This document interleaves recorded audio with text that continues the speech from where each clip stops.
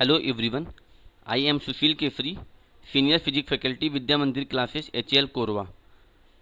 This is Olympiad week and today we are going to discuss DPP2 based on electric circuit and current. So there are 10 questions from question number 1 to question number 10. Let's start to discuss question number 1 to question number 10.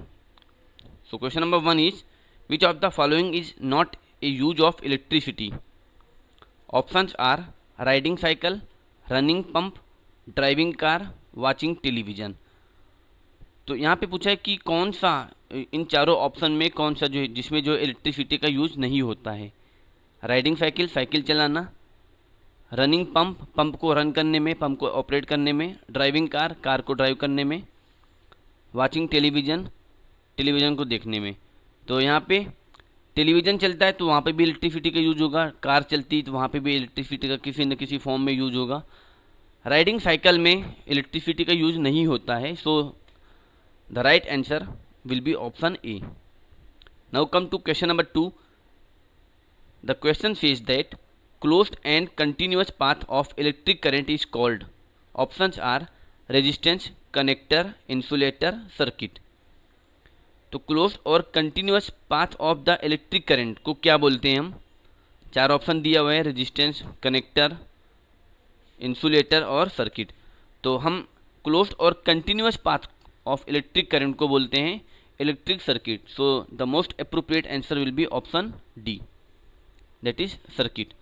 Filament of the electric bulb is made up of tungsten, copper, iron, aluminium. तो यहाँ पे electric bulb का जो filament है वो किस material का बना होता है पूछा है. टंगस्टन है, कॉपर है, आयरन है और एल्यूमिनियम है. तो जो फिलामेंट होता है इलेक्ट्रिक बल्ब का वो टंगस्टन का बना होता है, बिकॉज इसका जो मेल्टिंग पॉइंट होता है वो बहुत हाई होता है, कि जिससे ये जो है फ्यूज काफ़ी टाइम के बाद हो. क्योंकि जब इसमें फिलामेंट में करंट फ्लो होगी तो ये जो फिलामेंट वायर है ये हीटअप हो जाएगा, और अगर इसका मेल्टिंग पॉइंट कम होगा तो ये बहुत जल्दी मेल्ट कर जाएगा. तो हम फिलामेंट ऑफ इलेक्ट्रिक बल्ब के मटेरियल को चूज करने के लिए बहुत कुछ चीज़ें ध्यान रखते हैं. तो one of the criteria is high melting point. तो टंगस्टन जो होता है वो उसका मेल्टिंग पॉइंट हाई होता है, बहुत हाई होता है. तो इस वजह से हम टंगस्टन का यूज़ करते हैं for the filament wire. Now question number 4. Now come to question number 4. Figure shows a bulb with its different parts marked as 1, 2, 3, 4 and 5. Which of them label the terminals of the bulb? तो हमें terminal के बारे में पूछा हुआ है यहाँ पे. तो यहाँ पे कौन सा which of them label the terminals of the bulb. यहाँ पे थोड़ा सा मिस्टेक है.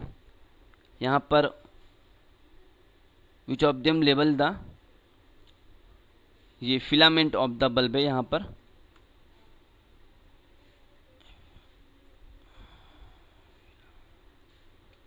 Filament of the bulb. तो हमें यहाँ पे बल्ब का फिलामेंट को किस नंबर से मार्क किया गया है ये पूछा गया है. सो ऑप्शन विल बी 1, क्योंकि यहाँ पे जो 1 है ये जो यहाँ पे है ये फिलामेंट है, बाकी तो फिलामेंट नहीं है. और भी ये 2 है, ग्लास केस है इसका. तो हमें फिलामेंट के बारे में पूछा है तो ये आंसर हो जाएगा 1. तो answer will be option A. Now come to question number 5. Direction of current is taken to be from positive to negative terminal of the electric cell. The statement is true, false, undetermined and all. तो हमें current का direction पूछा हुआ है जब कोई electric cell किसी circuit में कनेक्टेड है तो करंट कैसे फ्लो होती है, पॉजिटिव टर्मिनल से नेगेटिव टर्मिनल में सर्किट में जाती है. यह स्टेटमेंट सही है या गलत हमें ये बताना है. So we know that the direction of current is from positive to negative terminal of the electric cell when it is connected to a circuit. So the right answer will be option A, that is true, क्योंकि ये true है. Now come to question number 6. The circuit shown below is open circuit, closed circuit, both, none. तो यहाँ पे एक circuit दिया हुआ है, हमें बताना है कि ये सर्किट कैसा है, क्लोज सर्किट है या ओपन सर्किट है. तो अब अगर हम यहाँ पे इस डायग्राम को देखें तो कहीं पर भी ये कहीं ब्रेक नहीं है सर्किट। यहाँ से करंट फ्लो होगी, ये यहाँ से बल्ब के थ्रू पास होकर के, और ये फिर यहाँ पे ये निगेटिव टर्मिनल में जाएगी, ये पॉजिटिव टर्मिनल से करंट निकली और ये निगेटिव टर्मिनल में उतनी ही करंट आ गई वापस। तो जितनी करंट पॉजिटिव टर्मिनल से गई सेल के, उतनी ही करंट निगेटिव टर्मिनल पर आ गई। तो ये जो है वो एक क्लोज सर्किट होगा, क्योंकि यहाँ पे कहीं पर भी ब्रेक नहीं है ये wire. Now come to question, तो इसका आंसर हो जाएगा B, close circuit. Now come to question number 7। The circuit shown below is, अब यहाँ पे एक सर्किट दिया हुआ है, तो हमें बताना कि यहाँ पे सर्किट कैसा है, ये open circuit, close circuit, both and none. तो यहाँ पे देखिए ये जो यहाँ पर थोड़ा सा ये वाली जो वायर है ये ब्रेक है, यहाँ पे निगेटिव टर्मिनल से अटैच नहीं है, तो ये जो सर्किट हो जाएगा वो हो जाएगा open circuit. So the right answer will be option A. Come to the question number 8।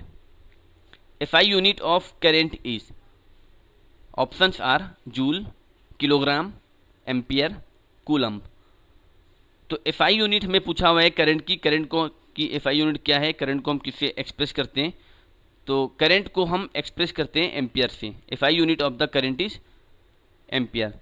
और भी इसकी और भी बहुत सारी यूनिट होती है, स्मॉलर यूनिट होती है like milli ampere, micro ampere, but हमें SI यूनिट के बारे में पूछा है तो SI यूनिट हो जाएगा एम्पियर। Question number 9।